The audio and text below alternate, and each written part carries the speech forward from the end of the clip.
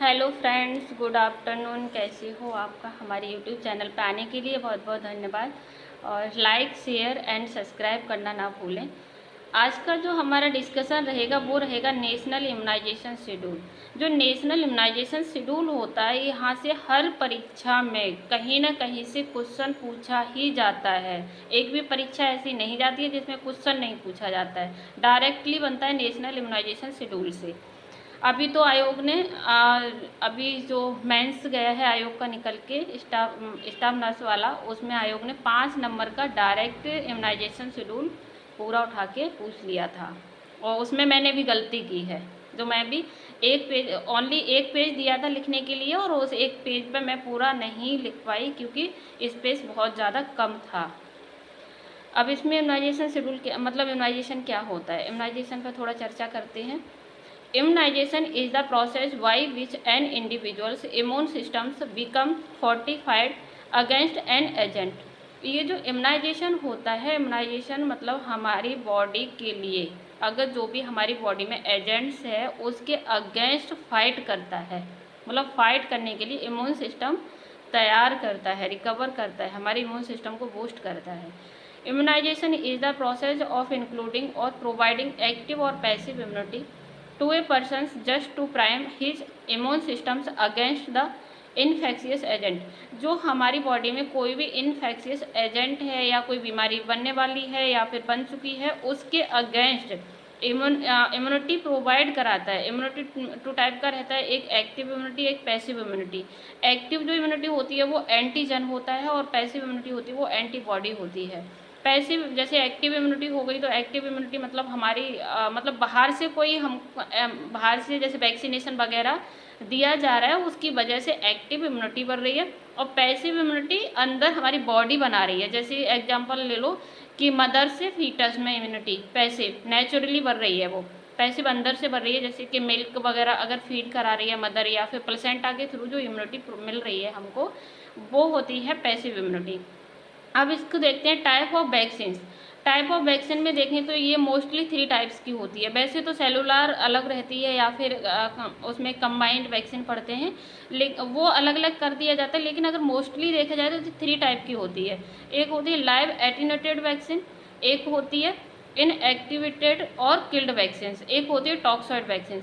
अब जो live attenuated vaccine होती है उसमें जो बैक्टीरियल वैक्सीन है वो अलग रहेंगी, और वायरस है मतलब वैक्सीन अगेंस्ट वायरस के प्रति अगेंस्ट वो रहती है, वो अलग रहेगी। अब जो वैक्सीन अगेंस्ट बैक्टीरिया, ठीक है, बैक्टीरिया के अगेंस्ट जो वैक्सीन है वो कौन कौन सी है, वो BCG, कॉलेरा, टाइफॉइड या टाइफॉइड ओरल। अब वही बात कर लें कि वैक्सीन अगेंस्ट वायरस, वायरस के अगेंस्ट जो वैक्सीन है वो कौन कौन सी है, वो है oral polio vaccine, mumps, measles, rubella and rota virus. ये सब किसके टाइप्स हैं, ये लाइव एटीन्यूएटेड वैक्सीन के टाइप्स हैं। अब यहीं इनएक्टिवेटेड और किल्ड वैक्सीन देखते हैं। इसमें जो बैक्टीरियल वैक्सीन है वो कौन कौन सी है, डिप्थीरिया हो गई, पर्टोसिस हो गया, निमोकोकल हो गया, या टाइफॉइड हो गया। अब वहीं अगर वायरस वैक्सीन की बात करेंगे, जो वायरस के अगेंस्ट वैक्सीन है वो है रेबीज हो गया, पोलियो हो गया, या फिर एच इन्फ्लुएंजा हो गया, या फिर हेपेटाइटिस बी हो गया, या फिर मीजल्स वैक्सीन हो गई। ठीक है, ये सब किसकी होती हैं, ये टाइप्स होते हैं इनएक्टिवेटेड या किल्ड वैक्सीन के टाइप्स होते हैं। अब सेकंड नेक्स्ट हम बात करेंगे टॉक्सॉइड वैक्सीन। टॉक्सॉइड वैक्सीन में कौन कौन सी वैक्सीन आती हैं, मतलब टॉक्सॉइड वैक्सीन में ओनली बैक्टीरियल वैक्सीन आती है। जो बैक्टीरियल वैक्सीन है वो कौन कौन सी है, एक तो TD है, जो मतलब TD है, तो जो डिप्थीरिया एंड टेटनस, ये 2 वैक्सीन किसके अंदर आती हैं, टॉक्सॉइड के। अब देखते हैं हम वैक्सीनेशन या इम्यूनाइजेशन शेड्यूल। इम्यूनाइजेशन शेड्यूल पूरा चार्ट देखते हैं इसका। फर्स्ट कॉलम इसका है beneficiary, next age, next vaccine, next dose, कितना डोज देना है या फिर किस रूट से देना है, या फिर उसका अमाउंट कितना रहेगा। अब जो साइड से जो बेनिफिशियरी किस किस एज ग्रुप को मतलब इसका बेनिफिट्स मिल रहा है।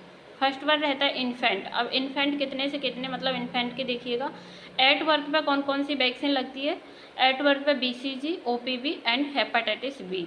इसमें जो हेपेटाइटिस बी है वो 6 वीक से स्टार्ट की है, इस मिस्टेक को थोड़ा ऊपर ले जाइएगा। जो हेपेटाइटिस बी है वो एट बर्थ पे लगती है।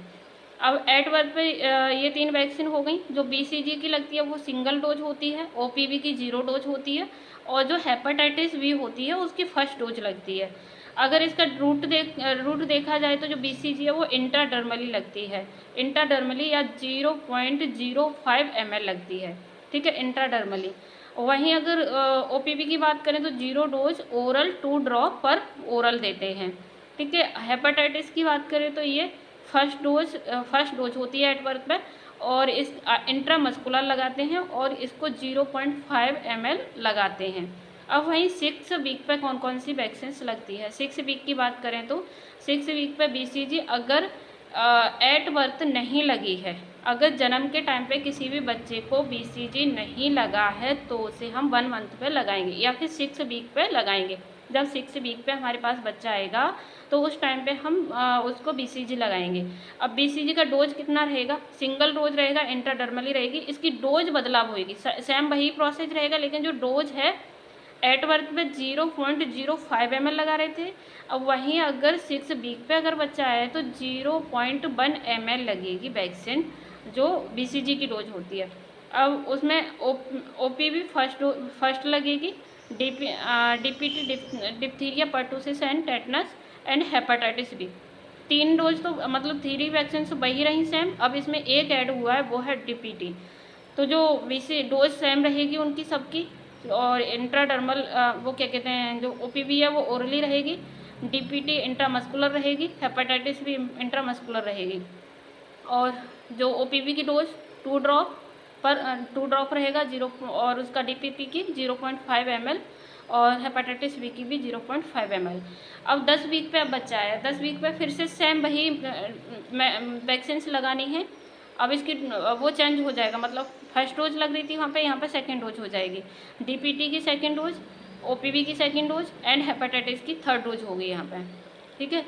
हेपेटाइटिस की थर्ड डोज, क्योंकि फर्स्ट डोज हमने कब लगाई थी, एट बर्थ पे लगाई थी।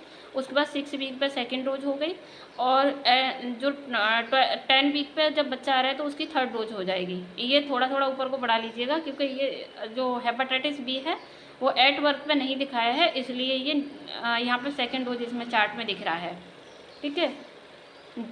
रूट सेम रहेगा जो ऊपर था, DPT का इंट्रामस्कुलर रहेगा, OPV का ओरल रहेगा, एंड हेपेटाइटिस का इंट्रामस्कुलर रहेगा।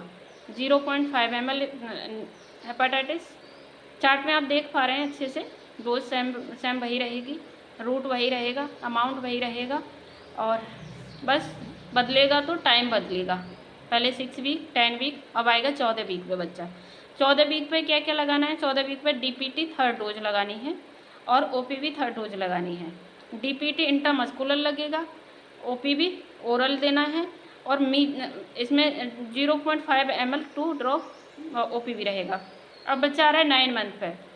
9 मंथ पे कौन सी वैक्सीन लग रही है, मीजल्स लगेगी, ओनली मीजल्स 9 मंथ पे दिया जाता है।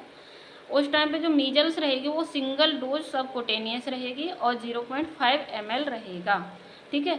ये किसका वैक्सीनेशन हो गया, ये हो गया इन्फेंट का। अब चलते हैं हम चिल्ड्रंस के अंदर कौन कौन सी कितनी कितनी डोज, कौन सी वैक्सीन और किस एज पे कौन सी वैक्सीन लगानी है। तो इसमें जो 16 से 24 मंथ पे 16 से 24 मंथ पे 2 वैक्सीन लगती हैं, वो बूस्टर डोज लगती हैं। बूस्टर डोज लगती हैं, एक DPT और OPV।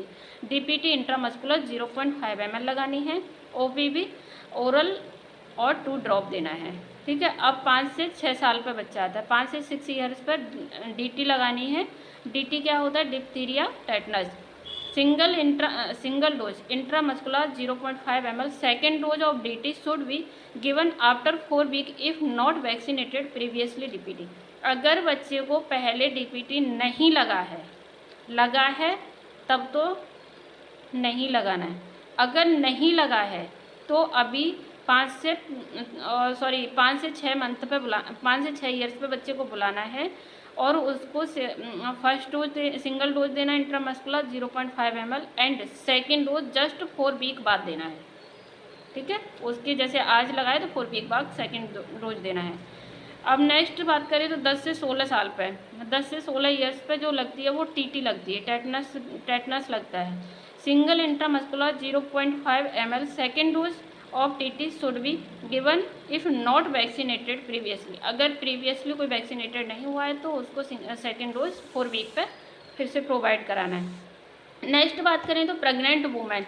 अब प्रेग्नेंट वुमेन का क्या रहता है, प्रेग्नेंट वुमेन को कौन सी देते हैं, टीटी देते हैं, टेटनस का टीका लगता है, जो आपने सुना होगा टीका लगवाना है। तो जो टेटनस का टीका लगता है वो कितने कितने कब कब लगता है, एक लगता है अर्ली इन प्रेगनेंसी, जैसे ही हमें प्रेगनेंसी का पता लगता है एज सुन एज पॉसिबल उसको टीटी लगा देना है, टेटनस का टीका लगा देना है। ठीक है, फर्स्ट डोज IM लगेगा एंड 0.5 ml लगाना है। अब जो सेकेंड डोज हो जाए, सेकेंड डोज आफ्टर मतलब 1 मंथ आफ्टर, मतलब 1 महीने बाद या 4 वीक बाद, ठीक है, सेकेंड डोज लगाना है IM 0.5 ml। अगर किसी भी मदर के यहाँ पे याद रखिएगा कि अगर किसी भी मदर को प्रेगनेंसी 3 साल के पहले हो गई है, 3 साल अभी हुआ नहीं है, उससे पहले प्रेगनेंसी कंसीव कर लिया है, तो उसको ओनली 1 डोज लगेगी, only single dose booster dose लगती है प्रेग्नेंट वुमेन्स को, उसको 2 डोज नहीं लगेगा। और अदर वैक्सीन कुछ होती हैं उनको भी देख लेते हैं जो इस शेड्यूल से अलग होती हैं। ये तो हो गया नेशनल इम्यूनाइजेशन शेड्यूल में इतना वैक्सीन आता है। अब इसके अदर और भी वैक्सीन लगती हैं, वो कब कब कैसे कैसे लगती हैं। फर्स्ट वैक्सीन होती है हिव। हिव किससे मतलब किससे प्रिवेंट करती है, कौन सी डिजीज से प्रिवेंट करती है, वो होता है मेनिंजाइटिस एंड निमोनिया से प्रिवेंट करती है। 0.5 ml इसका डोज है, IM लगाते हैं और कब कब लगाते हैं, 6, 10 एंड 14 वीक्स। ठीक है, 6, 10 एंड 14 वीक्स पे लगाते हैं। 12 से 24 मंथ पे बूस्टर डोज लगती है इसकी।